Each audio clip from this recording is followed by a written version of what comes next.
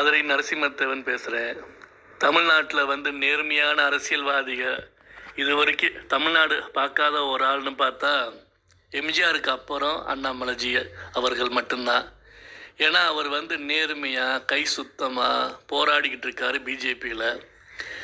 இது வரைக்கும் அவர் திமுக பற்றி எவ்வளவோ கம்ப்ளைண்ட் பண்ணும்போதெல்லாம் அந்த இடத்துல திமுகனால் ஏதாவது ஒன்று சொல்ல முடிஞ்சா செய்ய முடிஞ்சா எவ்வளவோ அவங்க சொன்னாலுமே அந்த இடத்துல எந்தவித ஆதாரமே இல்லையே.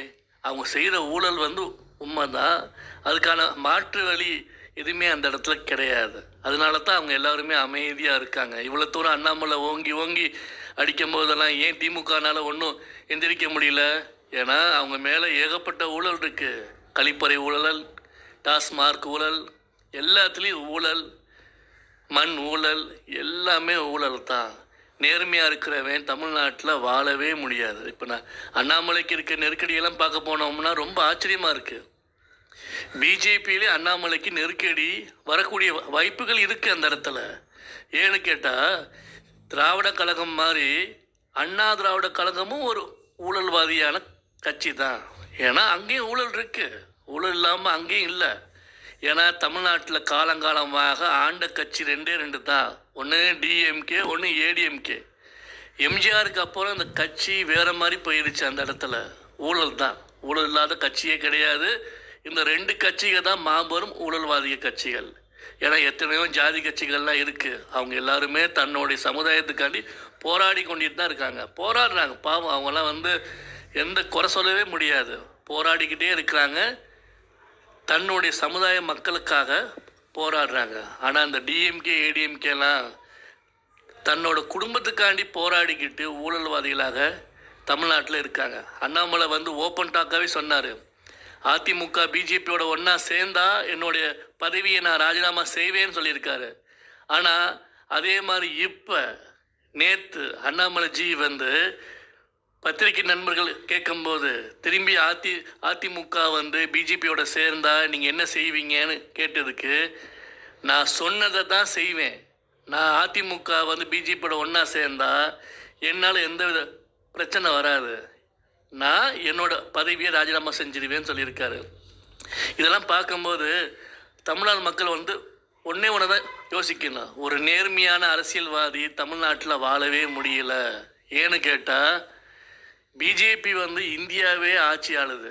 தமிழ்நாட்டில் எதுக்கு இப்படி அதிமுக திமுக கூட்டணி வேணும் அது வேணும் ஏன் எதிர்பார்க்குறாங்க? பிஜேபி எதிர்பார்க்கல, ஆனால் அதிமுக சேரணும்னு சொல்லி அவங்க எதிர்பார்க்குறாங்க. அப்படி அதிமுக பிஜேபியோட சேர்ந்தா நேர்மையான ஒரு அண்ணாமலை மாதிரி ஒரு தனி மனிதனை இழந்துருவாங்க. எல்லாத்துக்கும் ஒன்று புரிஞ்சுக்கணும், பிஜேபி மோடியை நம்பி தமிழ்நாட்டு மக்கள் பின்னாடி போல, அண்ணாமலைங்கிற ஒரே ஒரு பச்சை தமிழனுக்காண்டி தான் இன்னைக்கு தமிழ்நாடு மக்கள் எல்லாம் பின்னாடியே போய்கிட்டு இருக்காங்க. அது புரியாமல் இந்த பிஜேபி எல்லாம் மோடினால தான் தமிழ்நாட்டில் இவ்வளோ பெரிய கூட்டம் வருதுங்கிற நினைக்கிறது பூரா பச்சை முட்டாள்தனமான விஷயம். அண்ணாமலைக்காண்டி தான் இவ்வளோ பெரிய கூட்டம் பின்னாடி வந்துக்கிட்டு இருக்கு. காலங்காலமாக அப்படி தான் இப்போ வந்துக்கிட்டே இருக்கு. அண்ணாமலை மட்டும் நின்ட்டார்னா ஒரு பெரிய 100 வருஷம் ஆலமரம் மண்ணோட தரையோட சரிஞ்சு விழுந்துடும். பிஜேபி பழையபடி நோட்டா ஓட்டு மாதிரி போய்கிட்டு இருக்கோம். எத்தனையோ தலைவர்கள்லாம் பிஜேபியில் வந்தாலுமே அண்ணாமலை மாதிரி நேர்மையாக துணிச்சலாக இது வரைக்கும் யாருமே வர முடியாது. ஏன்னா கடவுள் அனுப்புனது தான் அண்ணாமலைஜி. சிவபெருமானே ஒரு நேர்மையான ஒரு அரசியல் ஒரு மனிதனை அனுப்பணும்னு சொல்லி தான் இன்னைக்கு தமிழ்நாட்டில் பிஜேபியில் அண்ணாமலையை அனுப்பியிருக்காரு. தமிழ்நாடு மக்கள் அவர் பின்னாடியே போய் இந்த தமிழ்நாட்டை நேர்மையான ஒரு அரசியலாக மாற்றணும். இல்லாட்டினா தமிழ்நாட்டில் யாருமே வீடு வாசல்லாம் வாங்க முடியாது. எதுவானாலுமே திமுக வரும், அதிமுக வரும். ஊழல் ஊழல் ஊழல். மக்களே சிந்திங்க, நேர்மையான அரசியல்வாதிகள் தான் இன்னைக்கு தேவை.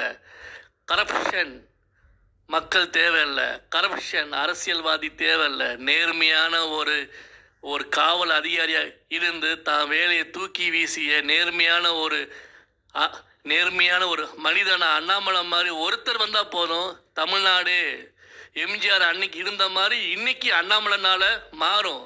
அது மாறுறதுக்கு நம்ம எல்லாருமே ஒருங்கிணைந்து அண்ணாமலைக்கு பக்கமாக நின்றோம்னா நம்மளுடைய வெற்றி உறுதியாக இருக்கோம். ஜெய்ஹிந்த்.